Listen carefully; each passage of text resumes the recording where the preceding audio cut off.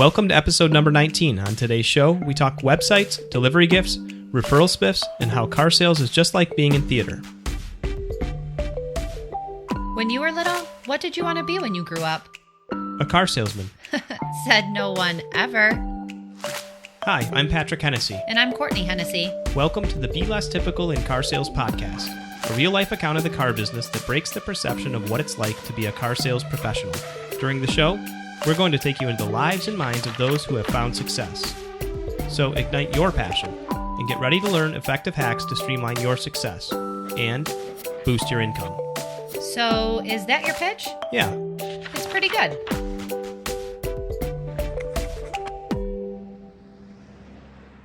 Last week, we talked to Bill Stout, car sales pro out of Wichita, Kansas, a guy who's passionate about the car business, firm in his beliefs, and someone who lives by his mission statement. That came in and I did everything in my power to help these people. Now, there are some times that no matter how good a closer you are or how good you are at the psychology of this business, there's going to be that one guy that just wants to fight you over the last 26 cents. This was that guy. I have never lost my temper in this business except that day. I blew up. I lost it. I was tired of arguing with him after an hour and 45 minutes. I held my tongue and didn't call him a lot of the things I wanted to say, but I felt so bad about it for so long that about 2 months after it happened, I called him. I don't know any salespeople who would call a customer like this back. Many people would gripe about the customer, calling them a colorful assortment of names if they were in a similar situation. But not Bill. I called him and apologized. And they had bought a car somewhere else. And we talked for a long time. And that's just the kind of guy Bill is, a man who is committed to doing things the right way, a man who is committed to being less typical. The moral of this story is, in making this call, I unloaded the burden of the anger that I had that I usually just don't let myself get to. And never really thought much more about it until last month when he walked in and bought a car. Walked in the door and said he wanted to see me because the fact that I called to apologize. That's amazing, and it's a testament to how Bill does business. He goes above and beyond when it comes to creating a positive customer experience. If you haven't already, be sure to check out last week's episode where Bill shared his customer follow-up system and prospecting tools. Now, let's get into the actionable items you can take away and learn from Bill. Let's start with his website and why he feels the need to have one in the first place. When I started it, it was one of those aha, I'm an idiot moments. I'm sitting around one day realizing that I'm constantly on Facebook, I'm constantly on Twitter, I use that stupid Instagram and all these other things, and they were actually occasionally bringing me business, but I didn't know why, and I didn't have any way to track it. Bill's website is billstoutsellscars.com, and when I mentioned that I had been poking around his website recently, he tells me, well, actually, if you haven't seen it today, it looks very different because I just completely reconstructed it yesterday. This is Bill's fourth time reconstructing his website, and this surprises me because until Be Less Typical, I didn't know salespeople were making their own personal websites to sell cars at all. But apparently Bill's been doing this for a while. He's 4 steps ahead. When you land on Bill's website, billstoutsellscars.com, there's a header video that begins playing. Hi, I'm Bill Stout from BillStoutSellsCars.com at Schofield Hyundai West in Wichita, Kansas. I'd like to welcome you to my website and invite you to take a look around. I think you'll be impressed with what you find. Hyundai has so much to offer, and we have pre-owned cars as well. I promise you this, I'll never waste your time, I'll always answer your questions, and most importantly, you'll get shocked by a better buying experience when you buy from Bill. Have a look around and see what you think. And you'll notice right away that Bill has branded himself as the shocker guy. He's a huge Wichita State fan and even wears Wichita State colors every day, gold, black, or white. And his slogan is his URL, Bill Stout Sells Cars. The slogan stuck and his brand has grown. He says that Bill Stout Sells Cars has become his nickname around the dealership. He doesn't mind because the more people who hear it, the better. And he's built his website around information and education, things his customers are interested in, things customers want to read, see, or hear about. and items that will keep customers coming back to his site. And that's where I came up with the idea of giving them things that would make them want to come back. What are we doing at the dealership right now? What am I offering? Where am I giving money to charity? Videos about how to maintenance you should do to your car and how to set up things in your new car, how to program the radio and how to pair your cell phone and how everything works. And even stuff, there's a section there in buying advice telling you what things you ought to know before you buy a car. And there's a video on there about how to get the most money for your trade when you take it in and how to understand your trade value. The results? And what I've seen since I did that and changed from selling to offering a service is that my website traffic has exploded. When I went into my second generation of the website where I started to develop this, I was getting about 85 to 100 unique hits a week. Now I get over 6,000. Wow, that's a significant amount of traffic and a huge change from what his last website was wielding. In Bill's words, his website has allowed him to achieve exponential growth. Essentially, he's been able to compile a set of resources for his target audience. They couldn't get somewhere else. Resources all in one place, and at the same time they associate it with my name and my face. The end result of this effort are happy customers who travel far and wide to buy from Bill. He mentions a gentleman who drove 5 hours, passing several other Hyundai dealerships, just to buy a car from him. Clients are even flying in to buy from Bill. But I had a gentleman fly in from New Mexico into Wichita. I picked him up at the airport just to buy a Genesis and drive it home because he was so intrigued with how much I knew about the product. The website provides Bill with an opportunity to showcase his knowledge and expertise. He uses video as the primary format for showcasing this expertise. We'll get into the importance of video in just a little bit. Back to the website. As you navigate your way through it, you'll learn all about why you should buy from Bill. In other words, his value proposition and differentiation. That you provide free car washes, which I love, by the way, loaner cars, which are a must, and even a free gift when you take delivery. And you got it. He had Courtney at Free Gift, an idea he came across a few years back. Okay, here's what started this. I was at a convention. Oh, no, it was poker. When we walked in the room, they handed everybody a gift basket or a gift bag. And I'm going through the gift bag, and it's just little trinkets, but it was everybody's oohing and awing and thinking, oh, this is really cool. And I'm noticing because they got this dumb $10 gift bag, every one of them went up to the table and either bought a book or more chips.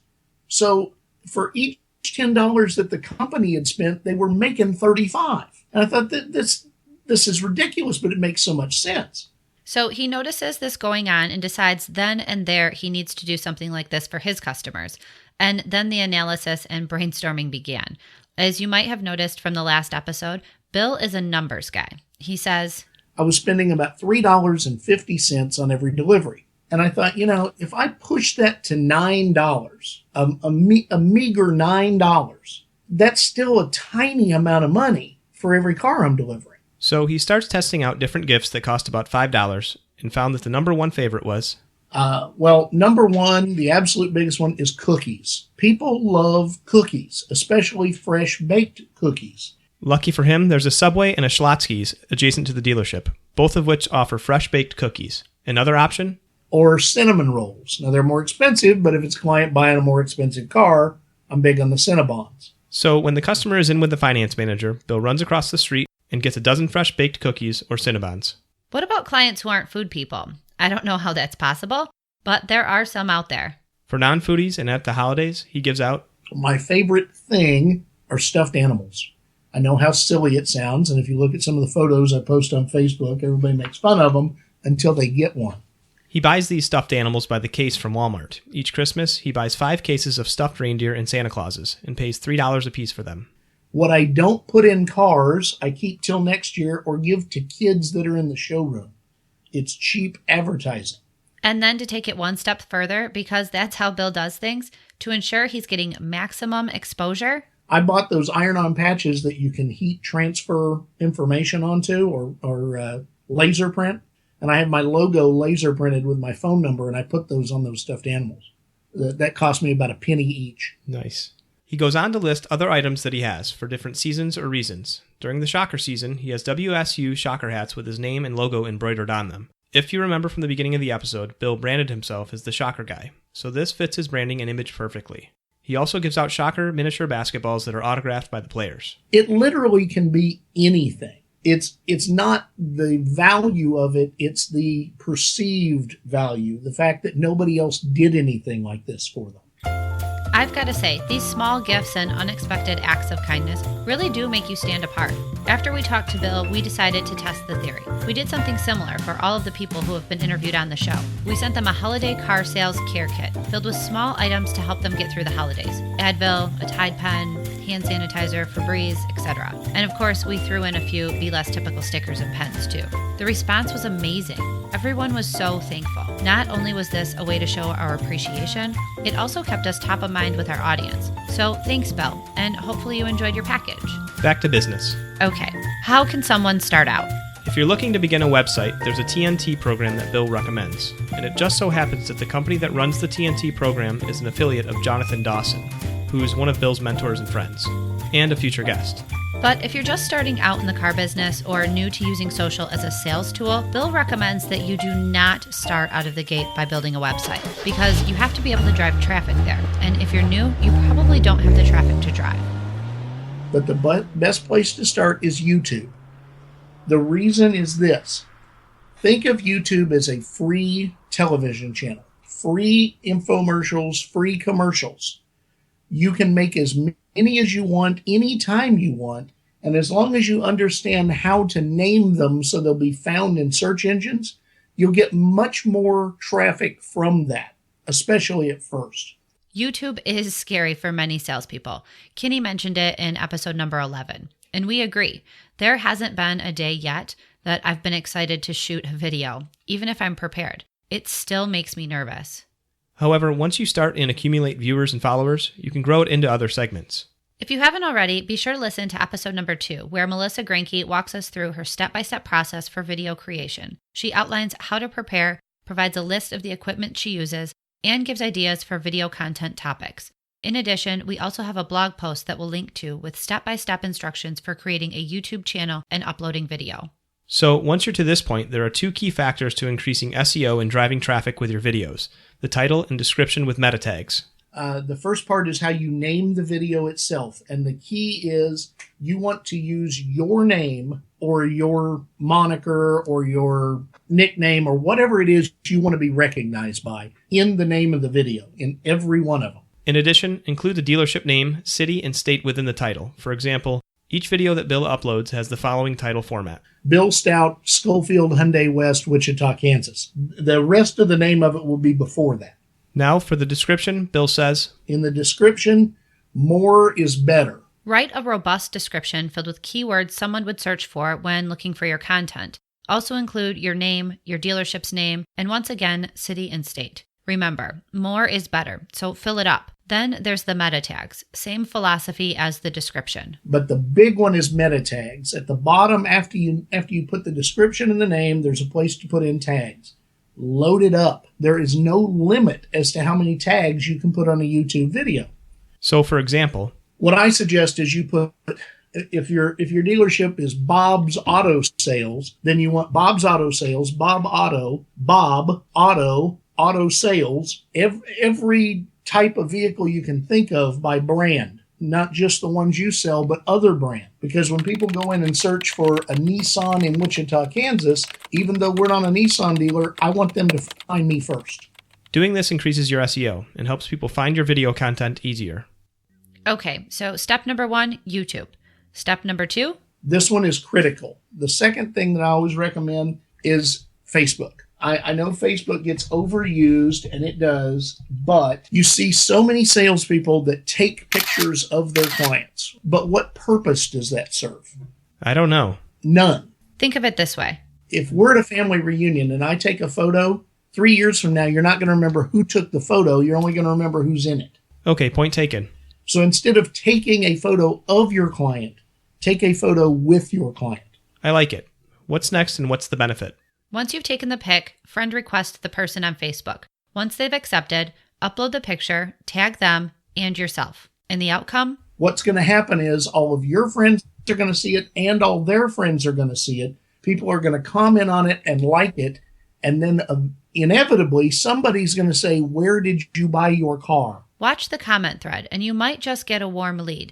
If someone posts a question asking where the vehicle was purchased, they might ask about the salesperson or mention that they're in the market for a vehicle. Essentially, this photo and your new Facebook friend has just turned into a referral tool. The sleazy salesperson is going to say, well, that's a self-generated lead. I don't owe them a referral. I completely disagree. If their friend commented that they're looking for a car, to me, that's a referral. So I'm going to pay a referral to the original client, and then they're going to send me another one. Love it. Facebook is an invaluable resource if you use it the right way. Videos, cars, specials, photos with your clients, friending your clients, and tagging yourself. Social media is a tool, so I encourage you to use it like one. Bill feels pretty passionate about this. Mm-hmm. Now, when I say that, they know how to be on social media. Hell, their phone's in front of their face 9 hours a day, but they don't know how to use it. Here you are, you're spending somewhere between 8 and 14 hours a day at a dealership. You're talking to your friends and watching videos of cats falling off of chairs, and you have a resource right there in your hands that can make you money. Why not use it? Bill says that Facebook works better for referrals than any other social platform, Twitter, Google+, etc. And on the topic of referrals, we asked what he considered a fair referral dollar amount. It's important to note that in some states, paying a referral fee is prohibited, but there are ways around everything. As Bill notes, nevertheless, it's not illegal to give somebody a gift. So go get a fruit basket or something that will be of value to the client. Like Quentin mentioned in episode number 16, if you've gotten to know your customer throughout the process, you should know what their interests are and what they might like as a thank you. Think about it. What creates a memorable experience? According to Bill, and we agree with him, if you just pop a check in the mail, it doesn't have any meaning. So how much do you pay for a referral? I think the number is less important than the expression that's involved. I agree with this, and the reason a check in the mail doesn't mean much is because it doesn't provoke any type of emotional tie or feeling. But when there's something more, when your customer feels and knows that you care, that you went out of your way to do something special for them, that means something. Bill has an analogy for this. It's like everything else. We are in the theater business, whether we like it or not. We are on stage from the moment we start our day to the moment we go to bed. It's funny because I used to make this analogy back when I worked as an F&I manager at the dealership.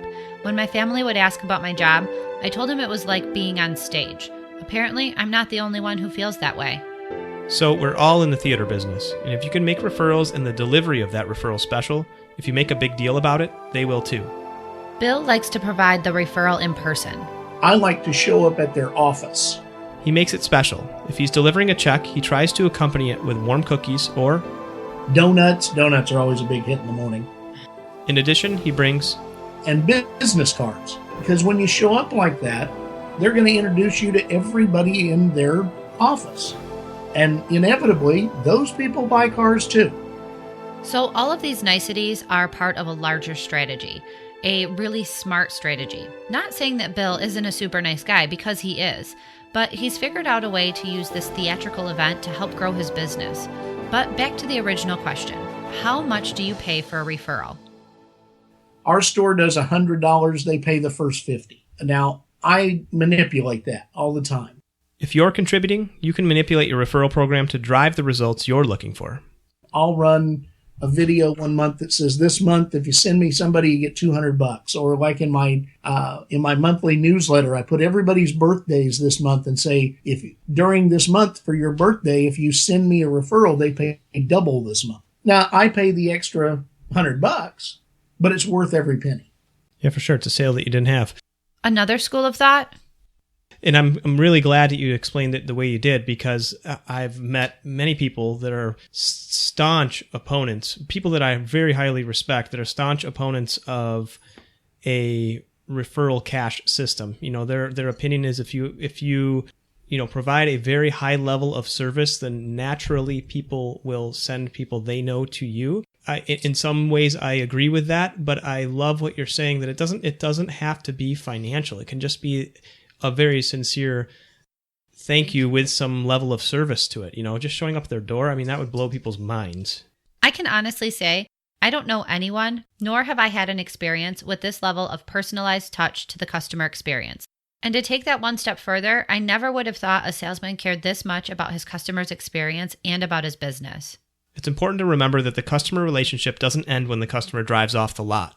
That doesn't mean that it has to be over when they take delivery. I do something I call the never-ending delivery with balloons and cards all over the car and money hidden in the gas tank and stickers in the doors. But then I show up at their office a week later with a thank you note and a basket of something. This sounds a little like a circus at first glance. However, when I started thinking about it and put myself in the customer's shoes, I flashed back to a few months ago when I took delivery of my car. I remember my first post-delivery fuel fill-up, kinda. I remember thinking to myself, I wonder how much this is going to cost me now that my car takes premium grade. But other than that, I don't remember much. Now, let's just say I was a Bill Stout customer. And when I went to fill up for the first time, there was a note inside the gas compartment with a few bucks or a gas card. That would have been memorable. And without a doubt, I would have posted it on my social media feeds, in addition to using it as a small talk, conversation topic when out with a crowd. We digress. Back to Bill. As he's telling us about this never-ending delivery, I was impressed. And then he drops this on us. Well, with used cars, I take it a little bit further. What? Come on. How's that possible? I don't care if the car has 2 keys or not. And this is a great one for new people, because if you want to create business, I promise you this will do it. When you sell a used car, for most places, a used car is going to have a higher commission than a new car. So you've got a little more money to work with in your pocket. So if every client's going to want to negotiate, well, it doesn't have 2 keys, it doesn't have floor mats, it's missing the owner's manual. If you're willing to negotiate those and take them out of your gross, so be it. But I'm not. So I'm going to make a note of what that item was that they mentioned that they wanted so bad, but they didn't want to pay for. They all cost about the same, whether it be a programmed key or floor mats or a stupid owner's manual. Whichever one it is, after they take delivery, I'm going to get that item. And then I'm going to show up at their office a week later with that item and a thank you note and cookies or whatever. And I promise you it makes a much bigger impact than anybody expects it to. And just in case you're still not convinced, Bill shares with us that he recently had a dealer from another part of the country call him and ask him if he would be willing to share his delivery strategy, tools, and outline. Bill obliges, and only a few months later, he gets a call back from the same dealer. He called me 2 weeks ago to tell me he has 2 guys that are basically doing 90% of my delivery pack. They haven't invested in the balloons and the pins and some of the other stuff. He said, but they have already seen their referrals more than double and their repeat business go up by about 20%. That uptick in business is something to take note of. I think everyone would agree that we would all love to double our referral business and increase our customer retention by 20%, which brings up another question. And when do you have time to show up at these people's offices? When do I have time? Yeah. I make time. I mean, I'm the kind of guy that I always can find that moment in my schedule. He's flexible with his schedule. He likes to hand deliver the referral or thank you in person within a week. Now, that doesn't always happen. It gets busy, so you need to be flexible. Let's be honest. I mean, there's some days where you don't have time to even tie your shoes, okay? But there's other days where you've got 2 or 3 hours of absolutely nothing going on. So I use that 2 or 3 hours and I disappear from the lot and go do this kind of stuff. With an established schedule and self-created guidelines for himself, he's able to use his time wisely. I have heard it said in the past that if you need something done, then give it to someone who is already busy, meaning that people that keep themselves busy and productive are the most productive people. As a short aside, if you're concerned with how management might react to you taking off for a few hours during the day, don't be a Houdini. Don't just disappear without letting anyone know what you're doing or where you're going, and choose the timing wisely. And if your manager understands that you are generating business, they're not going to have a problem with it. As a manager, I wouldn't have a problem with it. Listening to this, it may sound like Bill is always happy-go-lucky and positive. He's consistent and successful, but he does struggle sometimes. Just like everyone else, he does get into a slump from time to time. I think my big one has always been when it's the 5th or the 10th of the month and I don't have enough cars out to satisfy me. And I start getting really down on myself and I start thinking, it's I must not be doing something right, and I got to figure out some way to speed this up and way to get somebody in the booth right now. After you go through that a couple of times, the one thing that I have come out of that with, and I try to remind myself every time that happens, there are two things that are wrong with that mental attitude. Number one, you've already talked yourself into failure. There's an old adage that both success and failure are premeditated. Which one's on your mind? The second thing is, every time you try to rush what we all know how to do the right way, we start doing it the wrong way. I think everyone goes through this. There are highs and lows in everyone's selling cadence. And when you're in a slump, it's really hard to pull out. Bill's advice to himself and others who find themselves in this place is, number one, slow down and go back to the basics. But the second thing is, and the biggest one, and I'm as much to blame as anybody else, and none of us are perfect, get out of the huddle. Stay away from the 5-car a month club. They will not help you in any way, shape, or form. They have nothing positive to share. In fact, not only do they not have anything positive to share about this business, they have nothing positive to share about life. All they want to do is tell tales of woe and smoke more cigarettes. Whatever is holding you back, whatever is getting in the way of you achieving your goals, leave it at the door. Easier said than done sometimes, but it's worth a try. So do yourself a favor. Put the cigarette down. If whiskey's your problem, put it down till you get home. If your wife or your kids or your dog is your problem, put them down till you get home. Whatever that thing is that's getting in the way of your mental attitude and the desire to win, not to succeed, to win, put it down. Leave it at home. Deal with it later. Amen. Amen is right. And this is just another sermon we all need to remember and share with others.